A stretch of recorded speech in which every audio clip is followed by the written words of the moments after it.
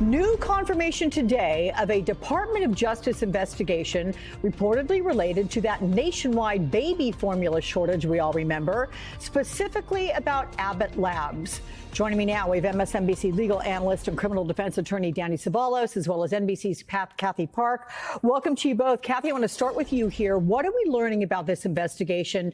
By the way, this is the country's largest baby formula maker. Yeah, Alex, so this is certainly some big news when it comes to Abbott Laboratories. And we should note that the Wall Street Journal was the first to report that the company is now under a criminal federal investigation. And then NBC News has been able to confirm that the DOJ is now investigating and the company is now cooperating, according to a spokesperson.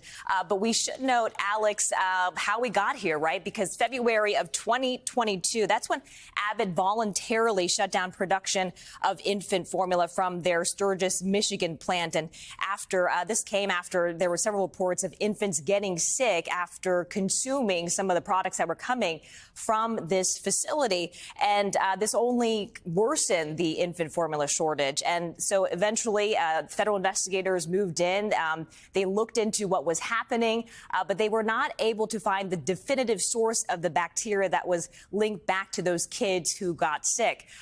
But you know, long story short, they were able to sign an agreement saying that they will take steps to ensure that their products are safe moving forward as they decided to open up that plant. And eventually that plant would reopen later on in the summer. But obviously a big turn of events with this news today.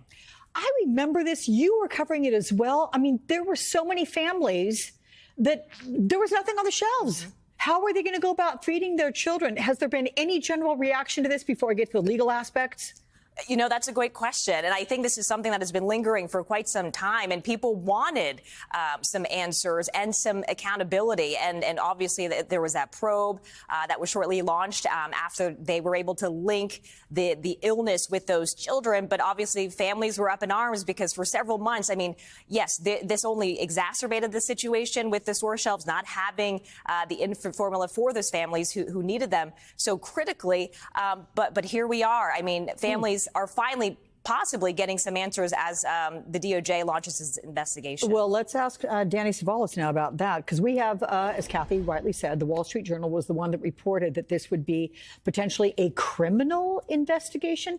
How does this get criminal? What's behind that? This is very curious to me because, as the company has said, there apparently was a lack of a genetic match between the formula and the sickness that the infants had. So if there is no causation, if there's no connection evidentiarily-wise between these two events, then how can that elevate to a criminal investigation unless DOJ has information that higher-up executives or people in middle management were, number one, aware of a problem, and number two, deliberately ignored it, or worse, even covered it up. There isn't any evidence of that right now, but there must be something, some thread that DOJ sees in order to launch a criminal investigation, because mere negligence doesn't seem as likely they would start looking for criminality at the company.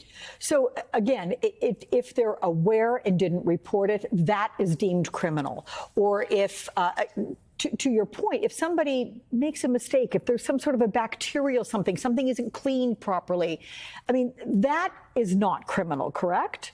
Right. I mean, you can imagine a situation where it might be, but generally speaking, I think that's a fair statement that if there is, there's always the possibility of bacterial infection. We probably have bacteria crawling all over us all the time, and you can accidentally come into contact with it. So you can imagine a situation where nobody was negligent and somehow the product got infected. I mean, after all, I mean, there is no 100% way to prevent any kind of bacterial infection, invasion, whatever the case may be. Okay, this is most curious of you've stated here, Danny. Thank you for that, and thank you also to Kathy, who I know will keep on top of this story for us.